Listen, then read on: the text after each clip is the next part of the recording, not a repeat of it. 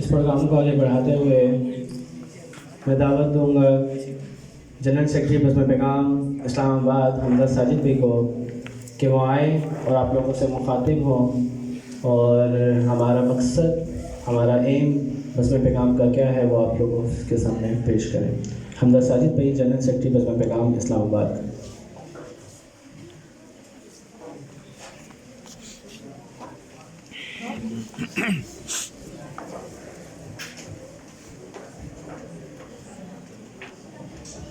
औज़ुबिल्लाहि मिनश्शैतानिर्रजीम, बिस्मिल्लाहिर्रहमानिर्रहीम।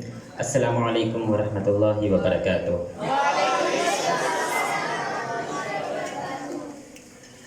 वैसे तो आप सारे बखूबी वाकिफ़ ही हैं कि बज़्म पैगाम का मकसद क्या है और वो किस नस्ब व लैन के तहत काम कर रही है और क्या लाहे अमल है, लेकिन फिर भी मुख्तसरन बयान करूँगा क्योंकि वक़्त की कमी है। तो बज़्म पैगाम असल में बच्चों की एक सोसाइटी है जो बच्चों के अंदर नेक बनो नेकी फैलाओ के मोटो से काम कर रही है।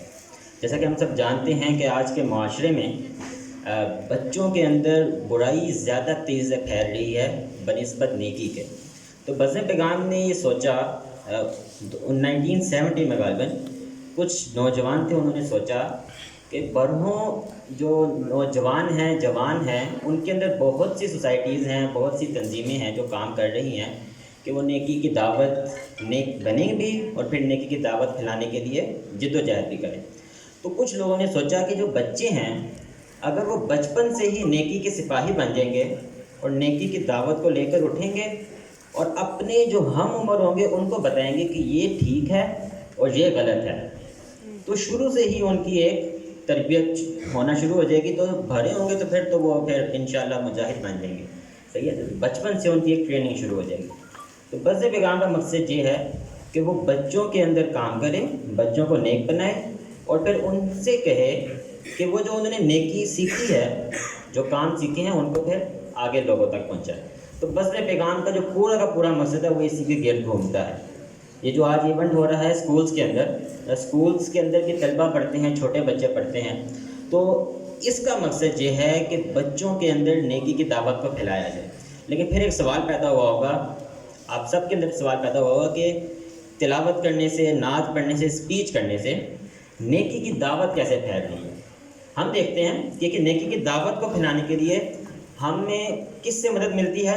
अल्लाह, उसवा रसूल से। किससे? उसवा रसूल से, आसलम की ज़िंदगी से। तो हम देखते हैं कि आप सल्लल्लाहु अलैहि वसल्लम ने कुरान के ज़रिए से दावत दी। किसके ज़रिए से दावत दी? कुरान के ज़रिए से दावत दी।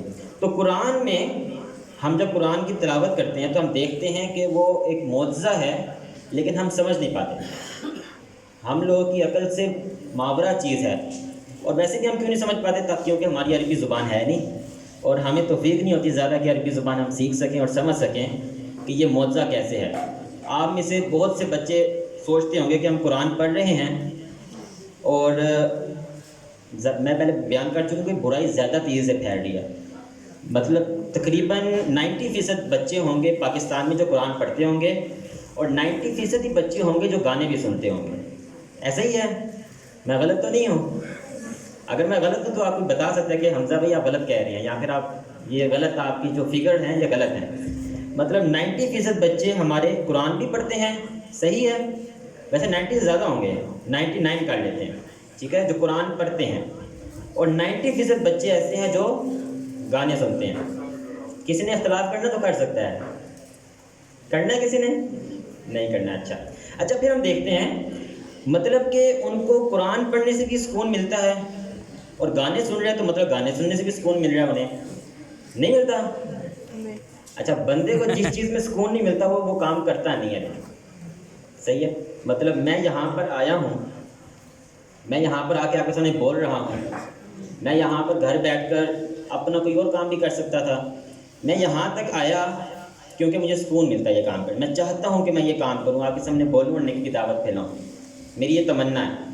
तो मैं अगर गाने सुनता हूँ तो मेरी तमन्ना है कि मैं वो सुनूँ, कुछ ना कुछ तो मुझे दे रहा है ना जिस वजह से मैं सुन रहा हूँ। मतलब वैसे तो नहीं सुन रहा, मैं गाने सुन रहा हूँ।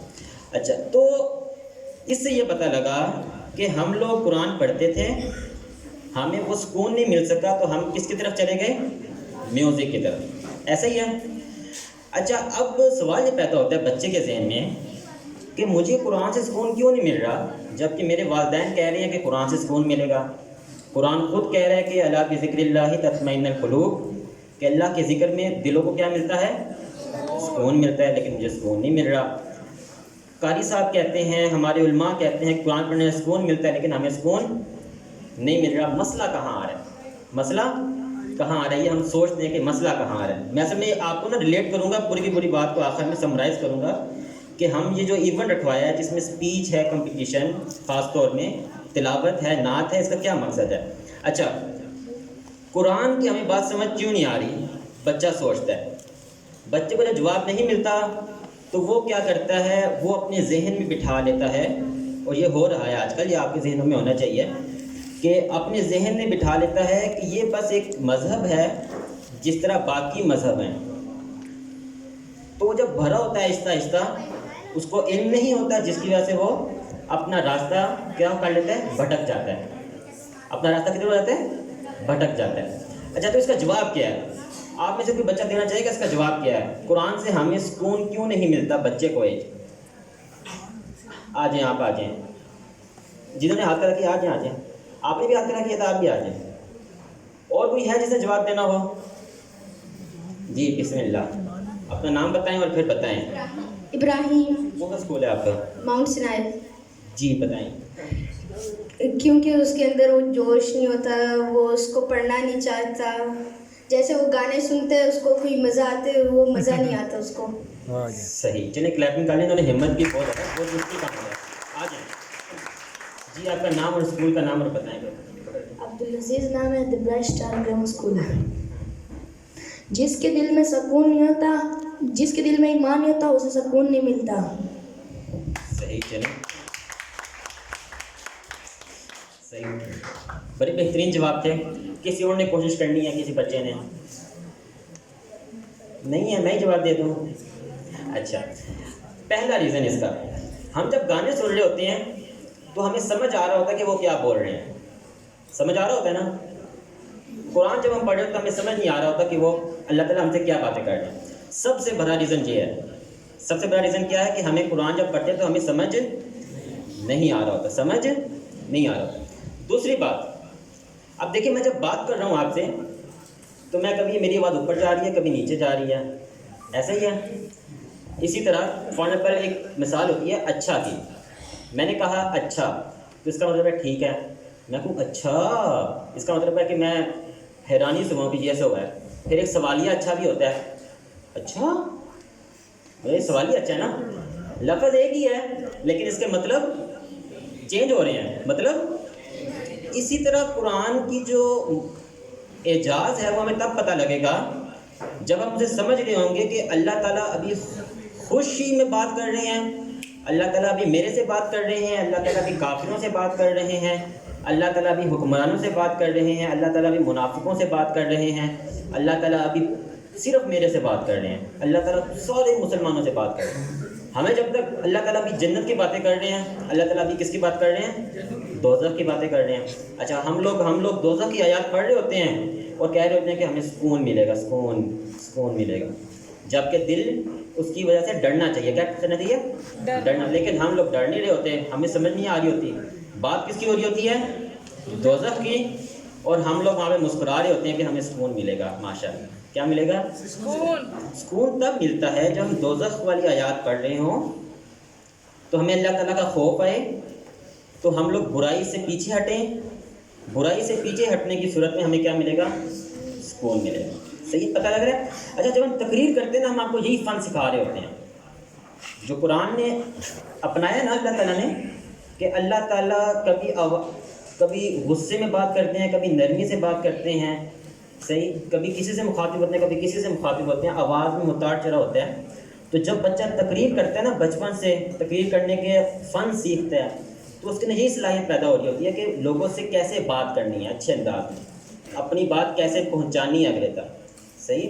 اب یہ صرف میں ایسے کھڑا ہو جاؤں نا اور میں بولنے لگ جاؤں ایسے کھڑے ہو کر اور میں نیچے دیکھنے لگ جاؤں تو آپ لوگوں میں سے آدھے جو بچے ہیں، آدھے جو لوگ ہیں، وہ آپس میں باتیں کرنے لگ جائیں کیونکہ ان کو میری بات سمجھ نہیں آ رہی ہوگی.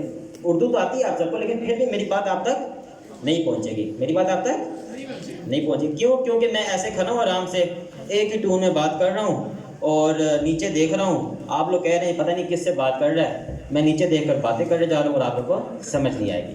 تو یہ ساری ایکٹیویٹیز ہوتی ہیں آپ کے اندر کانفیڈنس بلڈ کرنے کے لیے اور آپ کے اندر اس فن کو ڈالنے کے لیے کہ آپ لوگ نیکی کی دعوت آگے پھیلا سکیں. سمجھ لگی ہے سب کو؟ اچھا, بزم پیغام کا مقصد, میں دوبارہ بس چند نیا میں ریپیٹ کرتا ہوں. بزم پیغام کا مقصد کیا ہے؟ نیک بنو نیکی کرو. نیک بنو